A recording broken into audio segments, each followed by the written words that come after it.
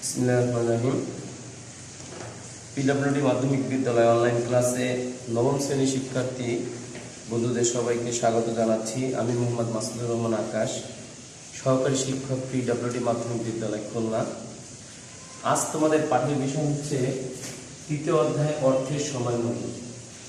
আমরা বিগত ক্লাসে অর্থের সময়মূল্য সম্পর্কে তোমাদের রিডিং পড়ে আমি তোমাদেরকে বোঝাই দিয়েছিলাম। আজকে আমরা তৃতীয় অধ্যায় অর্থের সময়মূল্য যে অঙ্ক বিষয়গুলো রয়েছে আমরা অঙ্কের দিকে যাব।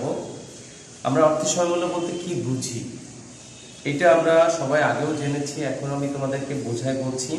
অর্থাৎ অর্থের সময়মূল্য আজকে তোমার কাছে 2 টাকা আছে, কিন্তু 1 বছর পর তোমার কাছে ওই টাকাটা যে সুদ সহ কত হয় এটা আমরা নির্ণয় করতে আমরা যে বিষয়ে সূত্র প্রয়োজন হয় সেটা হচ্ছে ফিউচার ভ্যালু নির্ণয়।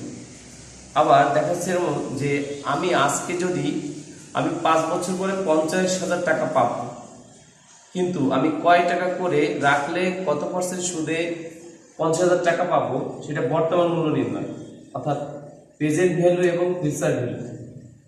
এই অধ্যায়ে আমরা সাধারণত 3টা নিয়মের অঙ্ক এসে থাকে।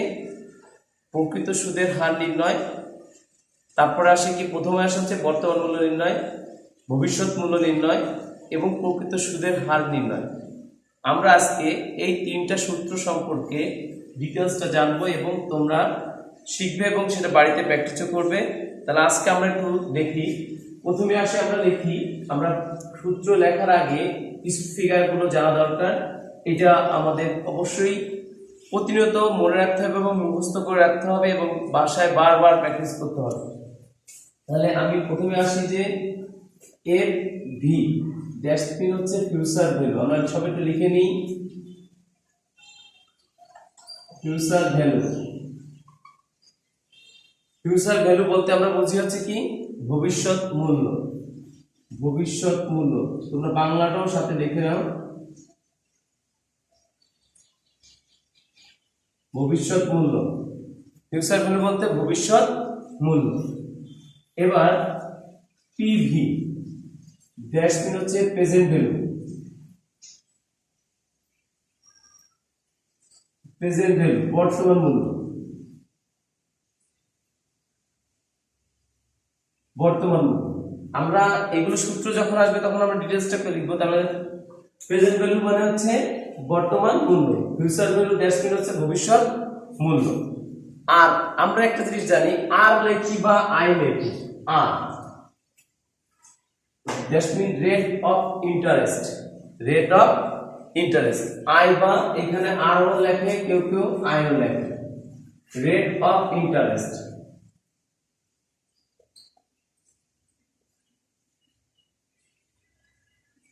রেট অফ ইন্টারেস্ট অর্থাৎ হচ্ছে সুদের হার। সুদের হার।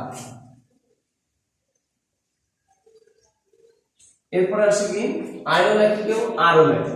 Rate of interest. এরপরে আমরা কি N number of year. N সমান সমান নাম্বার অফ ইয়ার।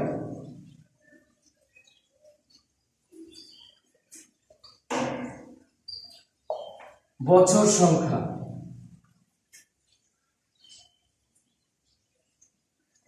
এন সমান সমান নাম্বার অফ ইয়ার বা নাম্বার অফ ইয়ার অর্থাৎ বছর সংখ্যা। এখানে একটা জিনিস আমরা সবচাইতে ভুলে যাই, সেটা হচ্ছে এম সমান সমান কি, এম সমান সমান চক্রবৃদ্ধি সংখ্যা। M equal to multi periodic compounding. Multi periodic compounding, multi periodic compounding. M UL I multi, multi periodic, multi periodic compounding লিখে নাও। PREIOD compounding, multi periodic compounding. Multi periodic compounding dash পিন হচ্ছে চক্রবৃদ্ধি সংখ্যা। তাহলে আমরা কি বুঝলাম যে PFV সমান সমান ফিউচার ভ্যালু ড্যাশ ভবিষ্যৎ মূল্য, PV সমান সমান প্রেজেন্ট ভ্যালু বর্তমান মূল্য, আই বা আর রেট অফ ইন্টারেস্ট অর্থাৎ সুদের হার, n সমান সমান নাম্বার অফ ইয়ার বা বছর সংখ্যা, m সমান সমান মাল্টিপিরিয়ডিক কম্পাউন্ডিং বা তোমার চক্রবৃদ্ধি সংখ্যা। আমরা এই সূত্রগুলো লিখে নিব এবং এটা হলো মূল বিষয়। এটা দিয়ে আমরা সূত্র তৈরি করব। সূত্র তৈরি করতে গেলে সূত্রগুলো কি কি আসে এটা আমার বিষয়। আমরা এখান থেকে জেনে নিলাম সংখ্যাগুলো, এবার সূত্রগুলো প্র্যাকটিস করতে পারবো। সূত্রগুলো প্রথমে আসা হচ্ছে ফিউচার ভ্যালু FV সমান সমান PV ইনটু 1 প্লাস R বা I যাই রাখো R পার N, অর্থাৎ আমরা এটা বুঝি বর্তমান মূল্য 1 যোগ R বলতে সুদের হার, পার হচ্ছে বছর সংখ্যা। এটা আমরা অর্থাৎ ভবিষ্যৎ মূল্য সমান সমান বর্তমান মূল্য ইনটু 1 প্লাস সুদের হার পার হচ্ছে বছর সংখ্যা।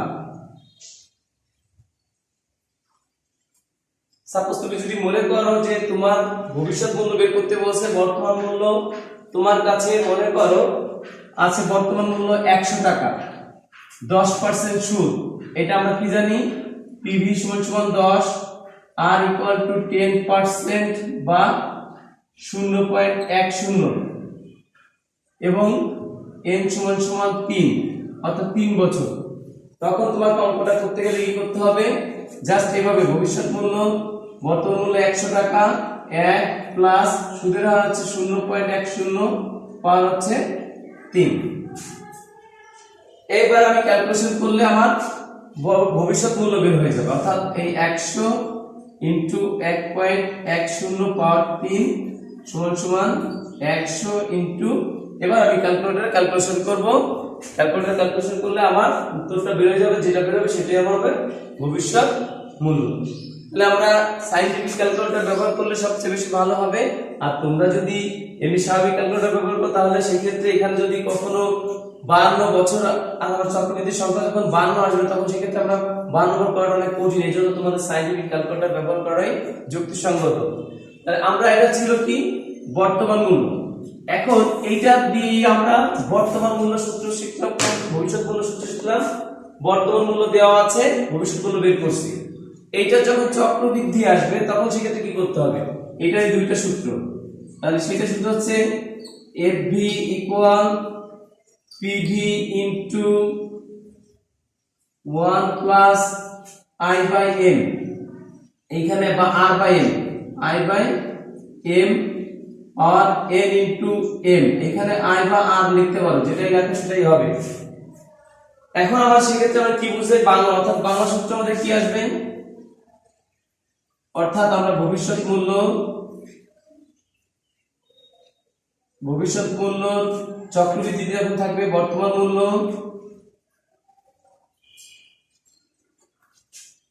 এক প্লাস সুদের হার ভাগ হচ্ছে চক্রবৃদ্ধি সংখ্যা, পার হচ্ছে বছর গুণ চক্রবৃদ্ধি সংখ্যা।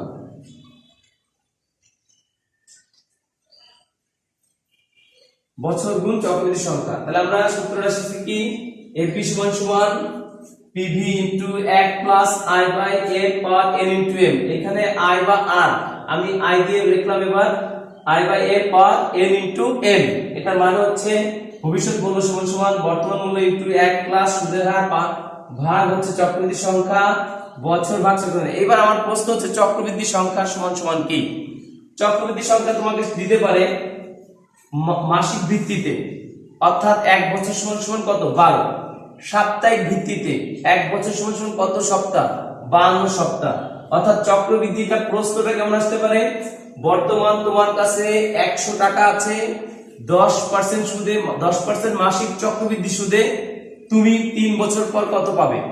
প্রশ্নটা এরকম আমরা লিখে দিতে পারি যে বর্তমান তোমার কাছে 1000 বাই 100, তুমি লেখো বর্তমান তোমার কাছে 1000 টাকা আছে, বর্তমান তোমার কাছে 1000 টাকা আছে, 10% মাসিক সুদে 3 বছর পর কত টাকা পাবে বা পাওয়া যাবে।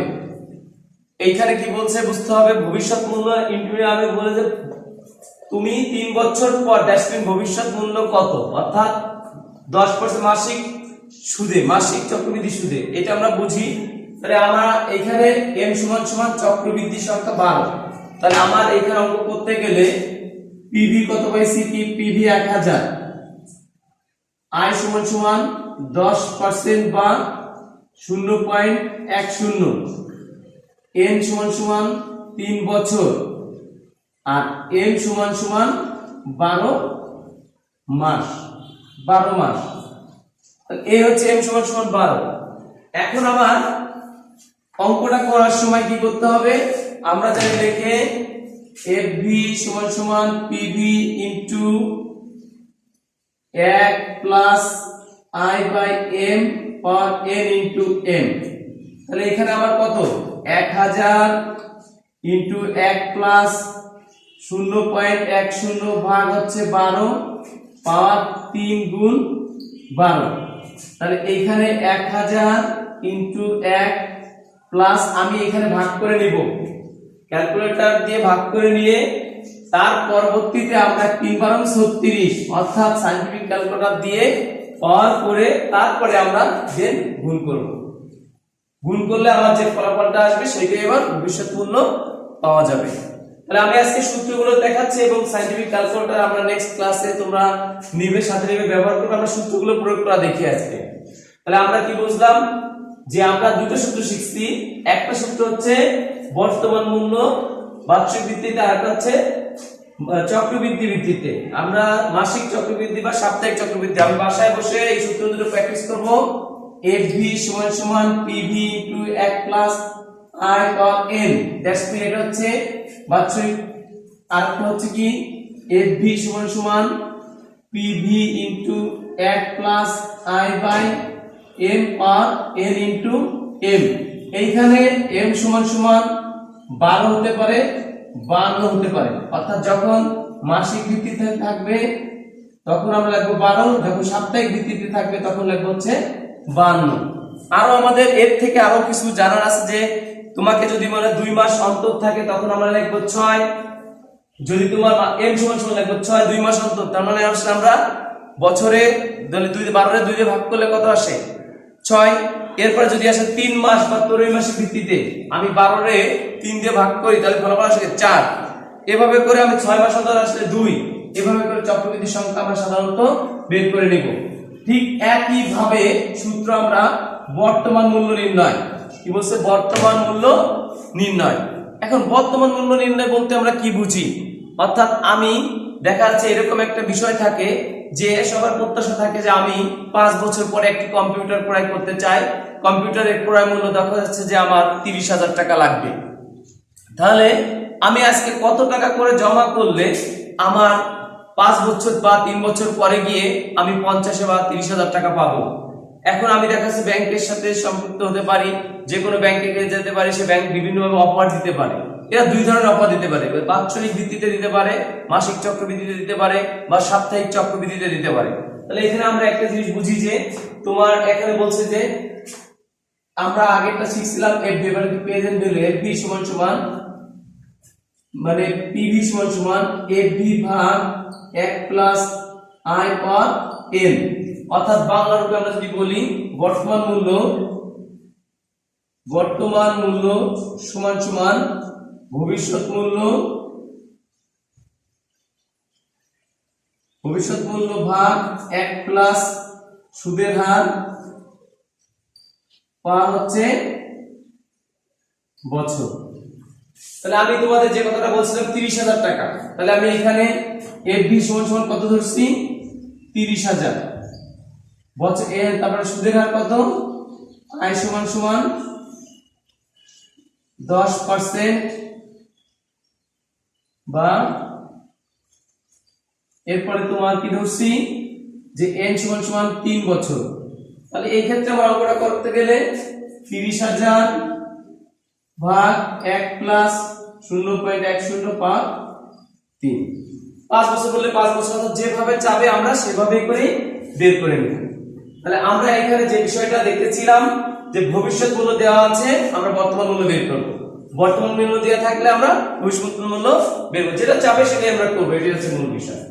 এখন আমরা এই সূত্রটাই আবার ভিন্নভাবে যখন মাসিক চক্রবৃদ্ধিতে বলবে তখন সেই ক্ষেত্রে সূত্রটা হয়ে যাবে PV ইকুয়াল FV ভাগ 1 প্লাস I/m আর n ইনটু m। সেম একই ভাবে, অর্থাৎ আমরা কি বলছি মাসিক চক্রবৃদ্ধি আসতে পারে, সাপ্তাহিক চক্রবৃদ্ধি আসতে পারে, এখানে 2 মাস অন্তর আসতে পারে, 3 মাস অন্তর আসতে পারে, পরিবৃত্তিতে আসতে 6 মাস অন্তর আসতে পারে, অর্থাৎ যেরকম থাকবে সেভাবে আমরা অ্যান্সারটা করব। তাহলে এই সূত্রটা আমার দুটো নিয়মে 4টা সূত্র, আমার বর্তমান মূল্য 2টা সূত্র এবং ভবিষ্যৎ মূল্যরও 2টা সূত্র। এখানে বর্তমান মূল্য সূত্র কি আসছে FV ভাগ 1 প্লাস I পাওয়ার n, আবার চক্রবৃদ্ধি যখন আসছে FV ভাগ 1 প্লাস I/m পাওয়ার n ইনটু m। এইটা আমাদের আজকের বিষয়টা হচ্ছে আমরা সূত্রগুলো মূলভাবে প্র্যাকটিস করে দেন আমরা অঙ্কে ঢুকতেছি, আমরা নেক্সট ক্লাসে আমরা আরো বেশি অঙ্ক প্র্যাকটিস করব। তাহলে আমরা সূত্রগুলো ভালোভাবে আজকে বাসায় প্র্যাকটিস করব। বাংলা রূপে কি আসে, বর্তমান মূল্য সমান সমান FV বলতে আমরা ভবিষ্যৎ মূল্য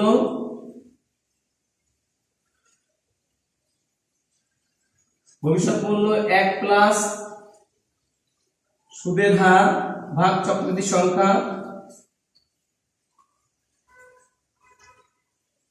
পাওয়ার বছর গুণ চক্রবৃদ্ধি সংখ্যা। আমাদের আরেকটা নিয়মের অঙ্ক এই অধ্যায়ে আসে থাকে সাধারণত প্রকৃত সুদের হার নির্ণয়।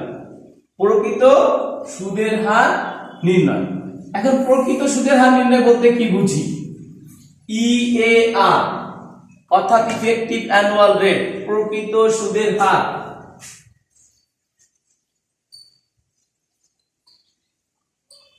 সুদের হার EAR অর্থাৎ ইফেক্টিভ অ্যানুয়াল রেট, লিখে নিতে পারি effective annual rate. Effective annual rate মানে প্রকৃত সুদের হার। তাহলে আমরা EAR সমান সমান 1 প্লাস I/m পাওয়ার m মাইনাস 1। তাহলে আমরা এই সূত্রটা কি 1 plus EAR effective annual rate, that's mean আমরা এখানে জানি 1 প্লাস I/m পাওয়ার n ইনটু মানে কি I/m আর m মাইনাস 1। এইখানে বাংলা রূপ কি প্রকৃত সুদের হার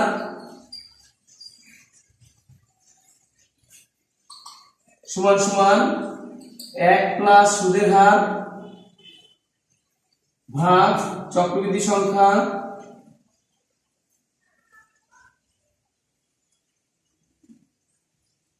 পাওয়ার চক্রবৃদ্ধি সংখ্যা মাইনাস। তাহলে আমরা সূত্রের মূল বেসিকগুলো আজকে শিখলাম। তোমরা এই সূত্র 5টা সূত্র হলো, কয়টা? 5টা। এই 5টা সূত্র ভালোভাবে প্র্যাকটিস করবে এবং এর তোমরা নিজের মতো করে কিছু টাকা ধরবে, ভবিষ্যৎ মূল্য ধরবে, বর্তমান মূল্য ধরবে, চক্রবৃদ্ধি তুমি সাপ্তাহিক ভিত্তিতে ধরবে, মাসিক ভিত্তিতে ধরবে, 2 মাস অন্তর ধরে এভাবে প্র্যাকটিস করবে। নেক্সট ক্লাসে আমরা অঙ্ক করব ইনশাআল্লাহ। সবাই ভালো থাকো, সুস্থ থাকো, নিরাপদে থাকো। এই মহামারী করোনার মধ্যে তোমরা তোমাদের নিজের সেফটি নিজেরাই পালন করবে, যেভাবে মনে করো থাকা দরকার। আমরা মাস্ক ব্যবহার করব আমরা এবং প্রতিনিয়ত আমরা আমাদের সচেতন হাত ধুবো, স্যানিটাইজার ব্যবহার করব। সবাই ভালো থাকো, সুস্থ থাকো। সবাইকে আবার ধন্যবাদ জানিয়ে আজকে ক্লাস এখানে শেষ করছি। ধন্যবাদ সবাইকে।